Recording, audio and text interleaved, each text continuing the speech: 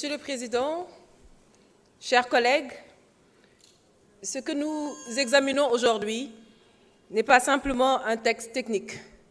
C'est notre règle du jeu, ici, à l'Assemblée nationale.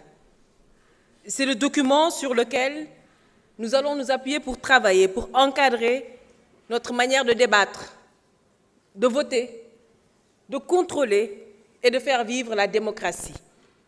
Je tiens d'abord à saluer le travail accompli. Il y a eu un vrai effort collectif, à mon sens, du comité ad hoc, des présidents de groupes parlementaires, de la commission des lois, pour aller vers une réforme utile, une réforme partagée et respectueuse des équilibres politiques. Le texte apporte des avancées réelles que je soutiens pleinement. La création d'un comité permanent d'évaluation des politiques publiques, par exemple, est un pas décisif. On donne enfin un cadre clair à une commission constitutionnelle que nous n'avions jamais réellement eue auparavant. Et c'est à saluer. Je salue aussi la réforme des commissions d'enquête avec des pouvoirs élargis et mieux encadrés, le renforcement de la procédure sur l'immunité parlementaire, la création de la chaîne parlementaire et le rôle renforcé de la conférence des présidents. Et je veux souligner un point qui me tient particulièrement à cœur, c'est le rôle ou la reconnaissance, en tout cas du rôle des députés non inscrits. Ce texte consacre enfin leur place dans les instances de décision, notamment à la conférence des présidents, et leur donne des moyens concrets de participer pleinement à la vie parlementaire.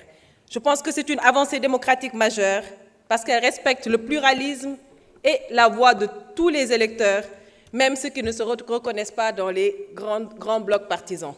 Cela dit, nous devons rester quand même très vigilants parce qu'il y a encore quelques zones d'ombre. Je pense à la question des démissions de députés.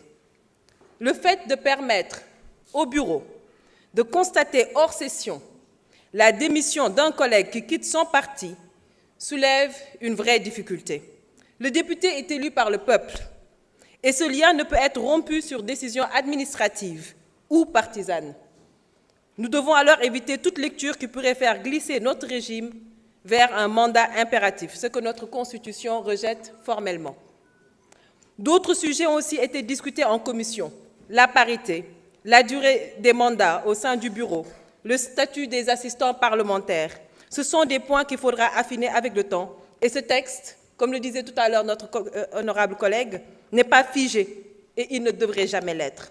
Pour ma part, je voterai cette proposition de loi organique par cohérence, par engagement et par responsabilité. Mais je continuerai à défendre les ajustements nécessaires parce qu'un bon règlement intérieur, Monsieur le Président, ce n'est pas seulement un texte bien écrit. C'est un texte qui évolue, qui s'adapte et qui protège l'institution en respectant ceux qui la composent. Je vous remercie. Merci beaucoup.